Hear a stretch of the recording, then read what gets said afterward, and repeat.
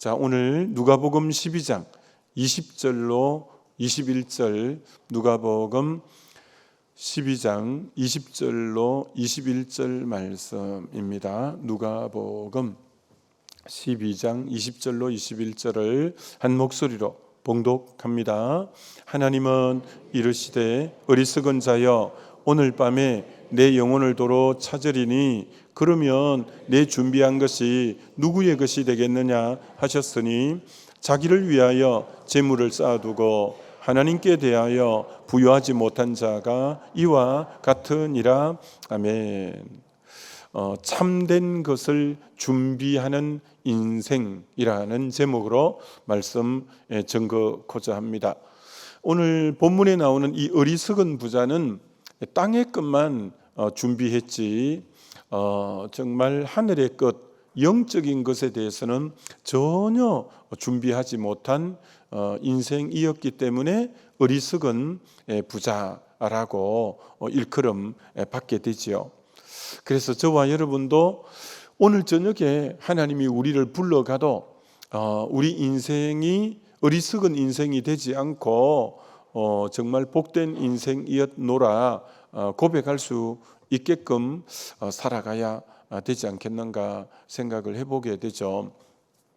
이런 룻기를 보면 그 엘리멜렉, 나오미, 말론, 기론 한 가정이 기근을 만나 베들레헴에서 모압으로 내려갔는데, 모압으로 내려가서 얼마 안 돼서 남편 엘리멜렉이 죽고 또 세월이 지나서 말론과 기론이 죽고 또 풍족했던 양식이 다 비어버리고 이제 그렇게 되기까지가 몇 년 걸렸냐면 10년 걸렸다고 말합니다.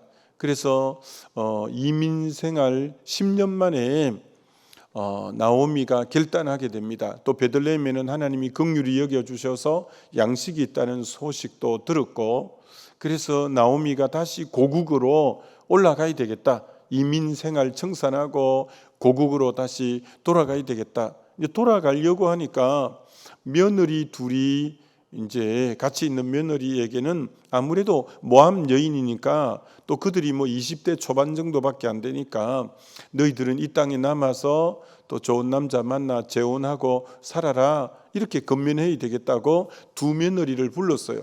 그래서 이제 나는 우리 고국에 올라가니까 너희들은 이 땅에 남아서 새로운 삶을 영위해 가라 이렇게 이제 얘기했어요. 자, 그런데 오르바의 선택과 룻의 선택이 완전히 달랐다라는 거예요. 여러분, 인생은 선택입니다. 인생은 출생을 우리가 영어로 벌스, 해피 벌스데이 할 때 벌스라고 말하고 죽음을 데스라고 말하는 B와 D 사이의 초이스, 인생은 늘 선택이라고 말하는데 인생은 출생부터 죽음 사이에 무엇을 선택하느냐가 그 인생을 결정짓는 건데, 오늘 이 오르바와 이 룻에게 선택의 기로에 서게 되었어요. 오르바는 시어머니가 이제 너희들은 모압 여인이니까 모압에 남아라, 그리고 아직 젊으니까 새로운 남자 만나서 새 삶을 살아가라, 그렇게 건면해 주는 게 고맙고 또 그게 현실적으로 맞다고 싶은 거예요. 어떻게 이방 여인인 모압이 그 선민들이 사는 베들레헴에 올라간다는 것은 그건 말이 안 된다고 생각했고, 또 시어머니까지도 그걸 원하고, 그래서 그만 그 현실의 바탕을 둔 선택을 해서 모압에 남기로 결정하게 되죠. 그때부터 결정하는 그 순간부터 오르바의 이름은 성경 속에 더 이상 나오지 않고 그만 하나님의 기록에는 지워지게 되어집니다. 그는 눈에 보이는 것, 현실 중심으로 선택했어요. 그러나 이 룻은 그 시어머니가 그렇게 선택을 원했지만 선택의 기준이 뭐였냐면 어머니의 하나님이 나의 하나님입니다. 어머니 가는 곳에 나도 가고, 어머니 죽는 곳에 나도 죽고, 어머니 유숙하는 곳에 나도 유숙하고. 그래서 시어머니를 붙쫓았더라. 성경이 그걸 붙쫓았다는 것은 떨어지지 않고 바싹 달라붙었다는 거예요. 어머니, 시어머니 가는 곳에. 그러니까 룻의 선택은 현실적인 선택이 아니죠. 이방 여인이 선민들 속에 가 사는 것은 괄시와 천대가 불보듯 뻔한데, 근데 왜 그 길을 선택했냐면 어머니의 하나님이 나의 하나님이기 때문에 믿음의 선택을 한 거죠. 믿음의 선택. 여러분, 믿음의 선택이란 뭐냐면, 믿음이 뭔지 고린도후서 5장 7절에는 이렇게 말하는 거예요. 고린도서 5장 7절이 뭐라고 말하냐면은, 이는 우리가 믿음으로 행하고 보는 것으로 행하지 아니함이로다. 자, 믿음과 반대말은 보는 것으로 이제 행하는 것은 믿음이 아니라는 거예요. 보이는 것을 따라서 움직이는 것은 믿음이 아니라는 거예요. 믿음은 보이는 걸 근거 삼는 게 아니라 하나님과 그 약속을 붙잡고 우리가 선택하고 결단하고 나가는 게 믿음이에요. 하나님과 그의 약속을 내가 기준으로 삼고 말하고 행동하고 나가는 게 믿음이지, 보이는 걸 근거 삼는 건 믿음이 아니에요.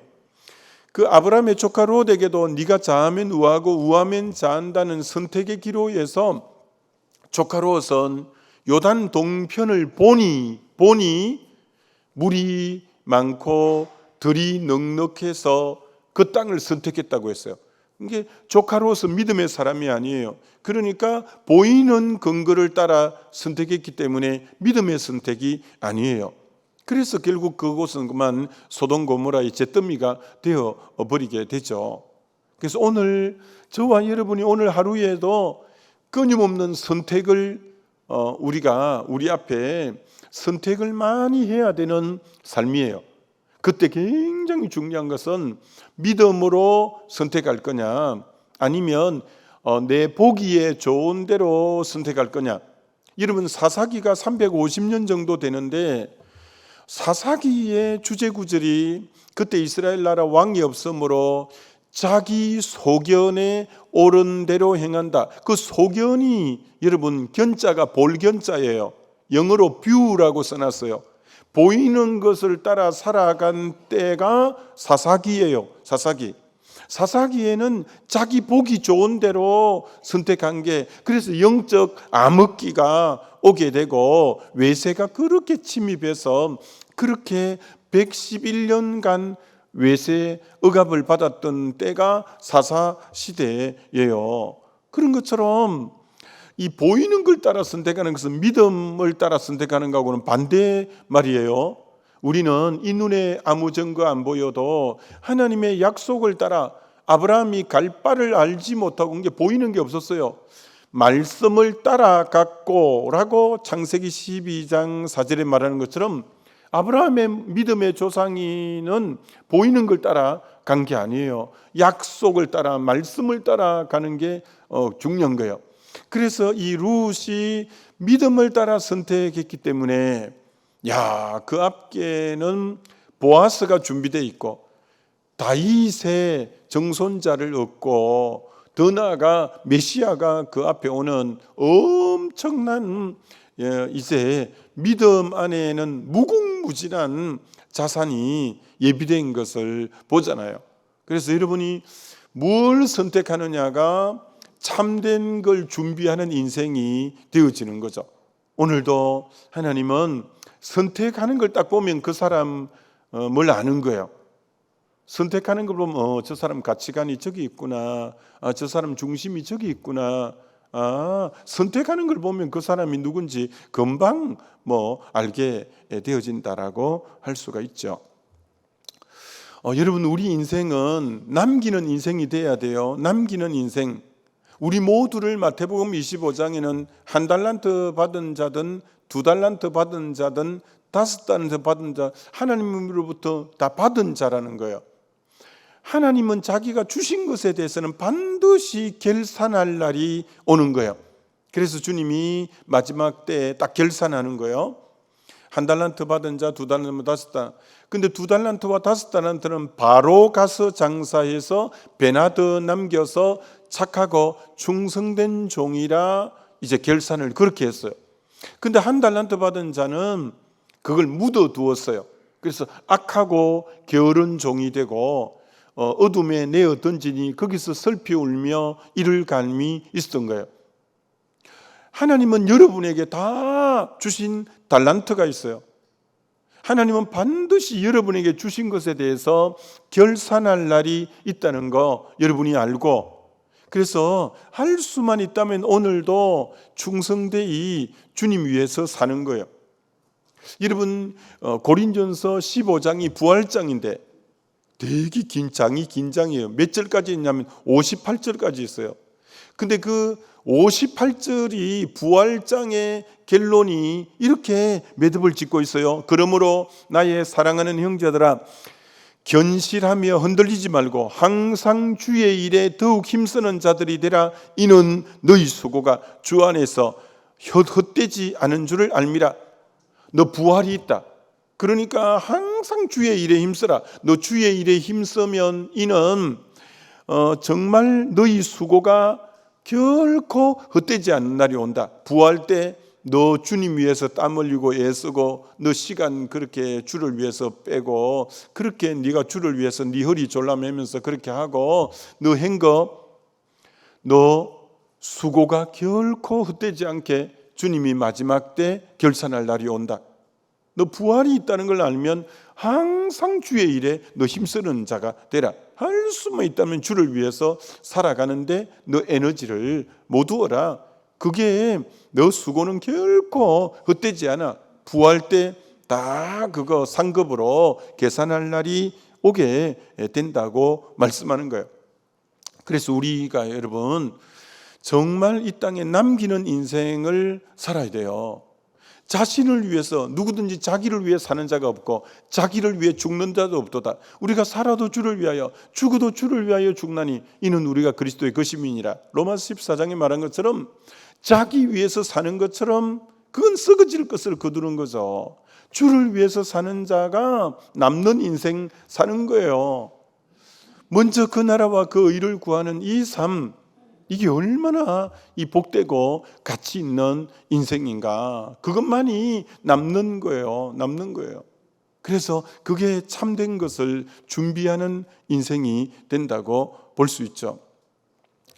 어제 니고데모를 좀 생각하면서 묵상하고 성경 구절을 여러 가지 좀 찾아보고 있는데, 요한복음 3장에 나오는 니고데모는 정말 그 당대 가장 잘난 사람, 엘리트죠.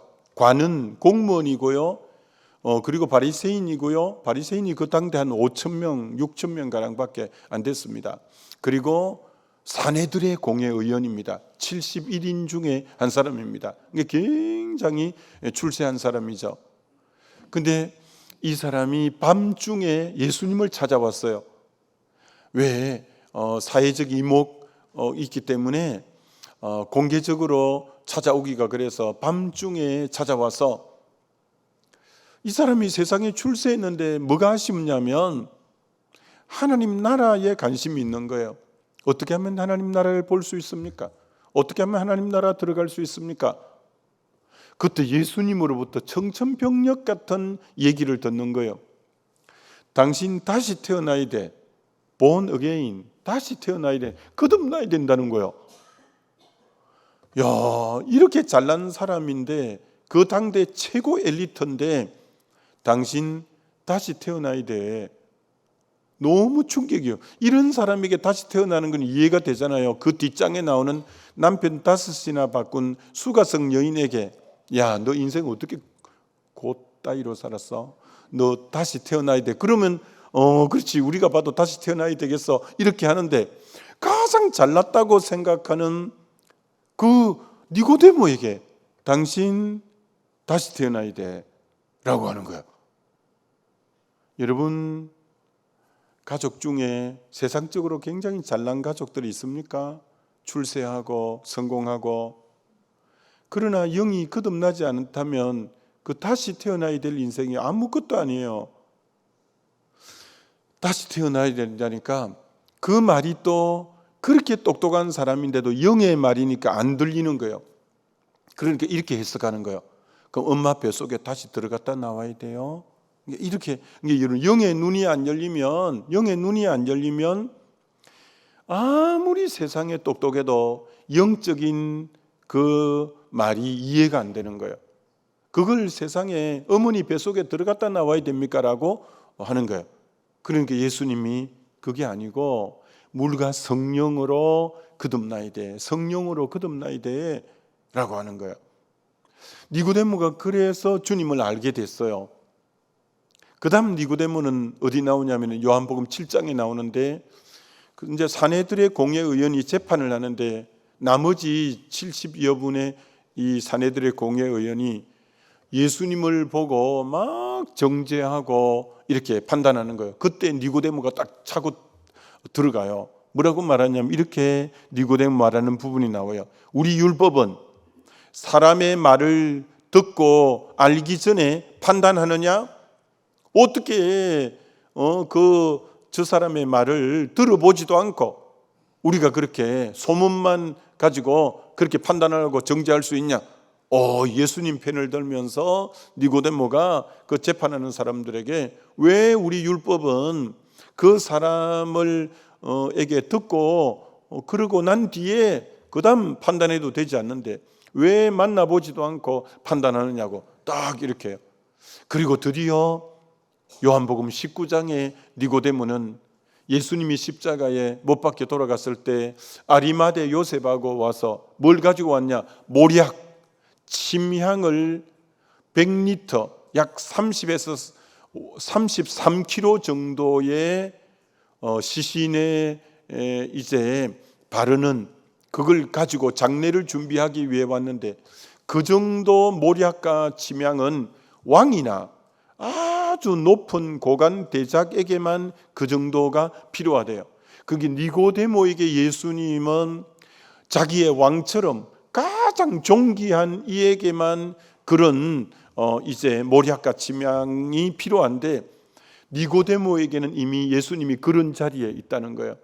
그래서 니고데모가 세상적으로 출세한 것 같고 참된 걸 준비하는 인생이 아닌 걸 알고 주님을 만나고 주님 재판했는데도 관여하고 나중에 주님을 왕처럼 가장 존귀한 자로 그렇게 대하는 이가 니고데모 인생이니까 그가 주님 나라를 생각해 볼 때는 참된 것을 진짜 준비하는 인생, 그렇지 않고 세상적으로만 출세한 인생이라면 하나님 나라 앞에 갔을 때는 계산할 게 없었을 건데 주를 위해서 그렇게 살아갔던 이가 바로 이 니고데모라는 거예요.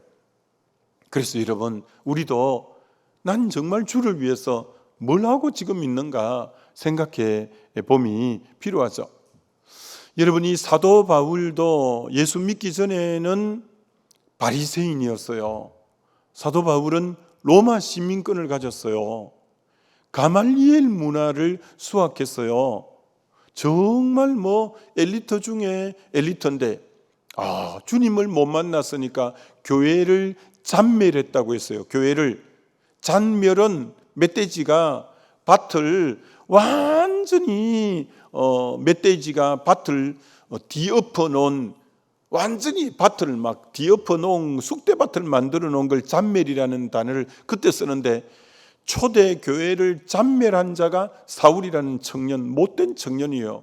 스데반이 죽을 때 가편 투표를 하면서 죽도록 한 자가 이 사울이라는 청년이에요. 근데 그가 사회적으로는 얼마나 대단해서 로마 시민권이지, 가말리엘 문화지, 바리새인이지, 율법에 흠이 없는 자지, 베냐민 지파지, 히브리인이지, 얼마나 대단해요. 근데 주님 못 만나고 그러면 죄만 양산하다 하는 인생이에요.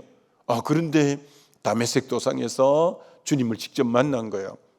아나니아가 기도해 주면서 눈에 비늘이 벗겨지면서 영적인 것을 보는 안목이 열리고, 아나니아가 기도할 때 성령 충만했더라고 하고, 그때부터 다메섹에 나가서 복음 전하면서부터 1차 전도 여행, 2차 전도 여행, 3차 전도 여행, 로마 전도 여행, 그래서 순교하게 되는 거예요. 주님 만나고부터 너무나 많은 고난을 받았지만 줄이고 목마르고 강도 위협, 강의 위험, 동족의 위험, 이방인의 위험, 신의 위험, 강의 위험, 바다의 위험, 3번 태장을 얻고 1번 돌로 맞고 40에 하나 가만 매를 몇 번 맞고 얼마나 고린도후서 11장에 고난을 많이 받았어요. 그러나 가는 곳마다 교회를 세우고 가는 곳마다 영혼을 구원하고 얼마나 하나님 나라를 위해서 충성되이 살았습니까? 그래서 유언처럼 디모데후서 4장에 나는 선한 싸움 끝까지 잘 싸웠다. 끝까지 달려갈 길 잘 달려갔다. 믿음 지켰다. 이제 후로는 의의 면류관이 기다리고 있다. 너무너무 주를 위해서 인생을 뿌리채 송두리채 다 드린 얼마나 참된 것을 준비한 복된 인생인가라는 거예요. 조금 더 이 땅에 자기를 위해 사는 거 아니에요. 조금이라도 더, 한 영혼이라도 더 정말 주를 위해서 사는 그런 인생이죠. 어떻게 복음을 깨닫고 성령을 깊이 경험했다면 어떻게 자기를 위해서 살겠어요? 살아도 주를 위하여, 죽어도 주를 위하여, 나를 통해 주의 이름이 존귀함을 받는 그 일을 위해서 우리가 존재하는 거고, 그게 진정한 참된 준비하는 복된 인생이라 이렇게 말할 수 있는 거죠. 여러분, 그 열왕기 상하에 보면 섬기는 아름다운 분들이 나오는데 그 사르밧 가부가 그 엘리야를 섬기잖아요. 그것도 여러분 기근의 때에 섬기는 거예요. 여러분, 내가 풍족할 때 섬기는 거야 그래도 그것도 쉽지는 않지만 그래도 조금 괜찮다 할 수 있지만, 이 여인은 3년 반 기근인데 그 섬기잖아요. 여러분, 그래서 하나님이 그 집에 축복을 하는데 물질로 섬겨서 물질의 축복을 주는데, 여러분, 하나님이 2가지 복을 사르밧 가부에게 주는데, 물질의 축복, 기근이 끝날 때까지 밀가루통에 밀가루가 닿지 않고 기름병에 기름이 닿지 않는 축복과, 2번째 어떤 축복을 줄까요? 아들이 죽는 거예요. 하나밖에 없는 아들이. 근데 그 아들을 이 엘리야가 자기 윗방 다락에 데리고 가서 다 사람들 나가게 하고 그 위에 3번이나 엎드려서 기도했더니 애가 재치기를 하고 혼이 돌아와서 살아나잖아요.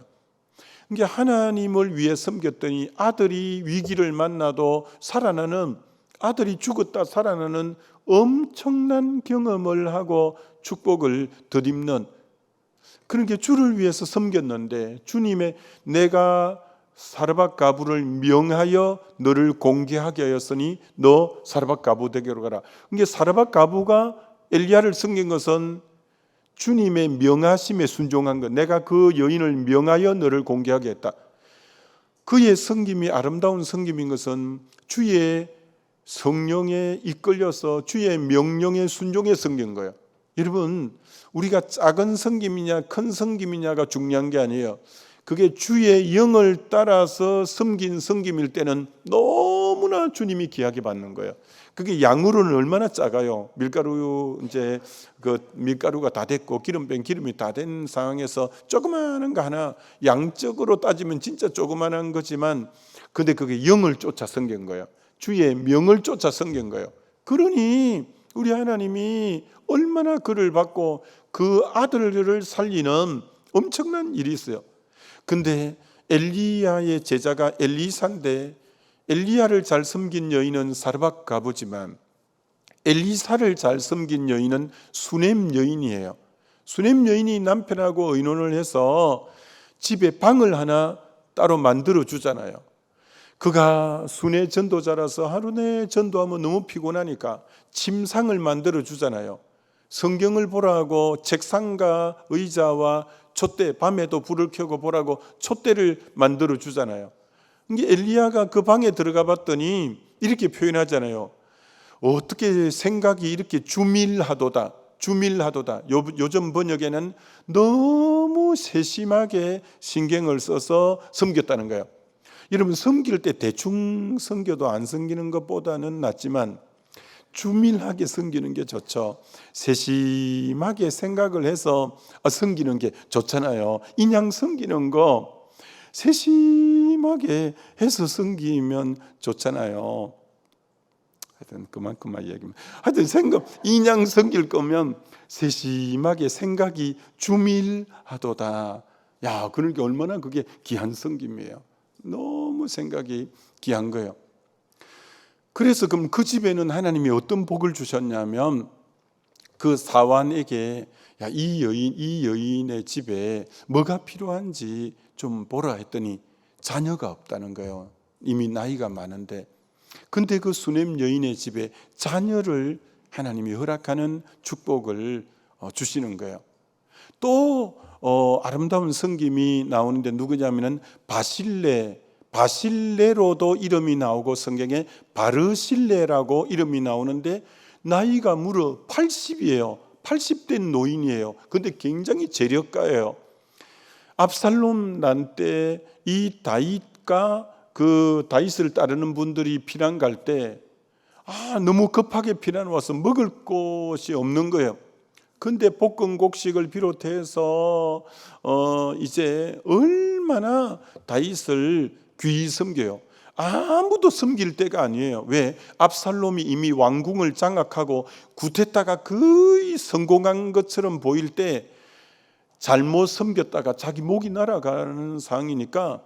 근데 이 바실레는 나이 80이고 내가 뭐 더 살면 얼마나 살겠냐 하면서 딱 믿음 중심으로 섬긴 거예요.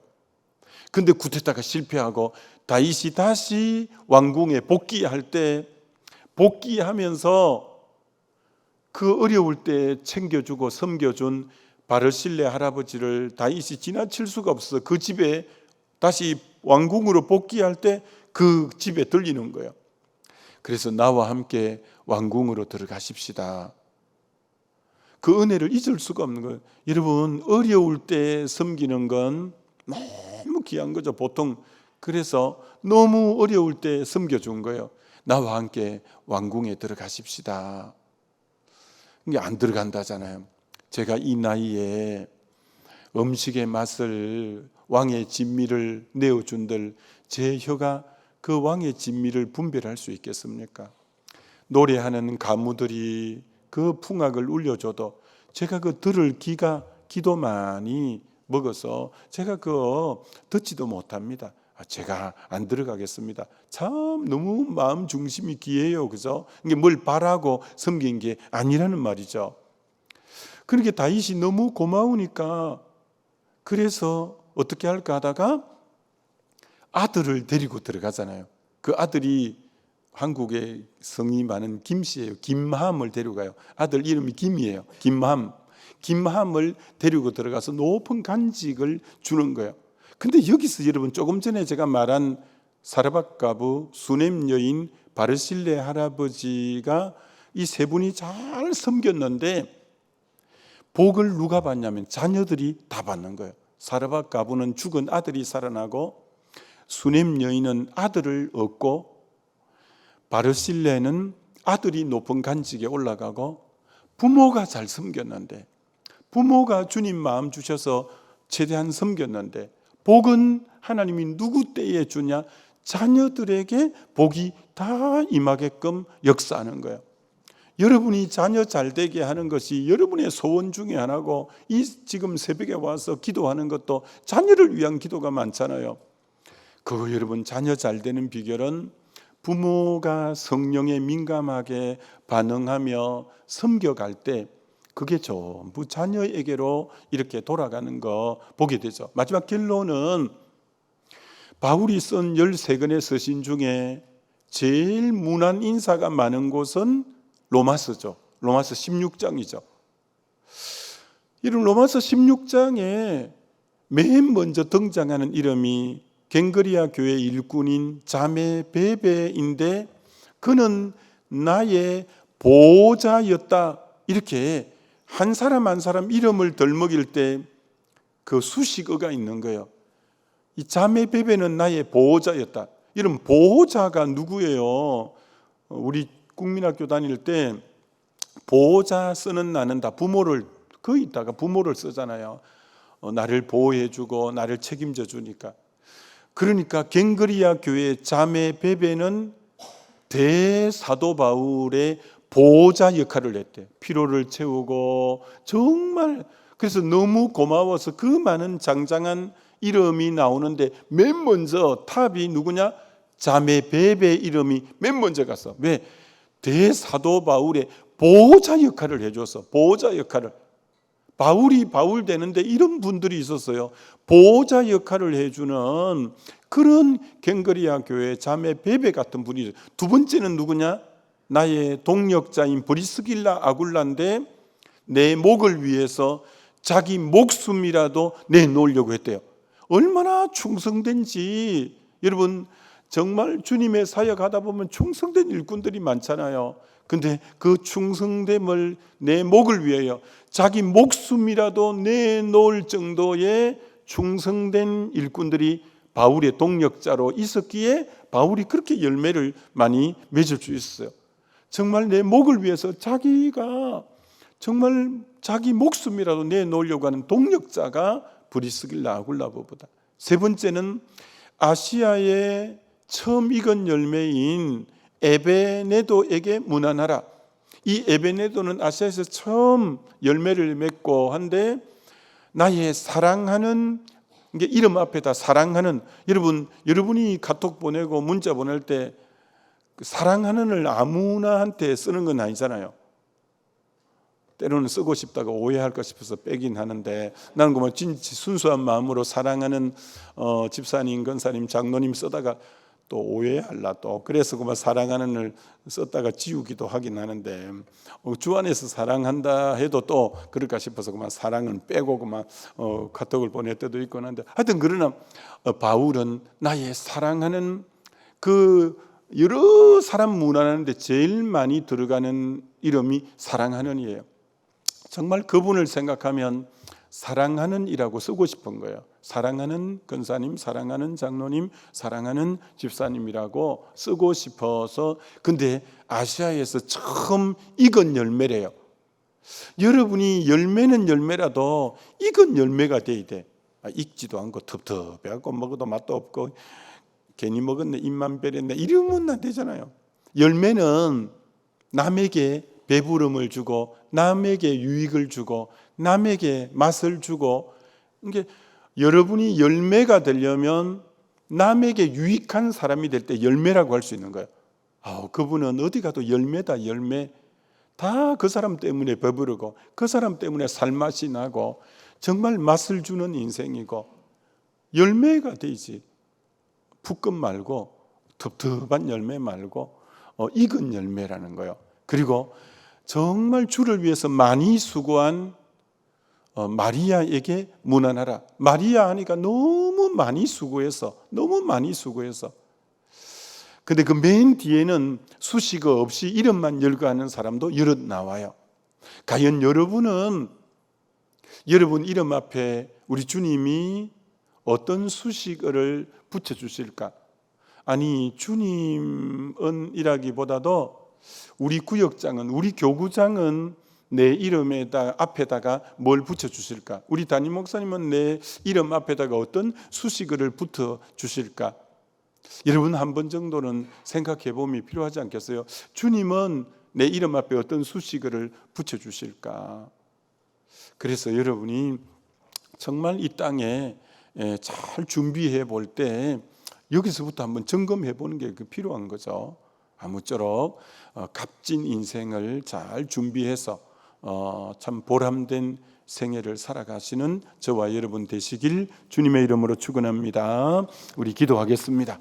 이 시간 우리 기도할 때 주님 오늘도 믿음의 선택 잘하게 하시고 니고데모와 바울처럼 초반전에는 그렇지 않지만 갈수록 남기는 것이 많았고 정말 사르밧가보 수넴 여인 바실레 할아버지처럼 그렇게 귀하게 섬김이 자녀의 복으로 다 열매 맺어갔던 것처럼 과연 내 이름 앞에는 어떤 수식어가 붙을 만한 사람인가 생각해 보면서 주여 한번 부르고 기도합니다.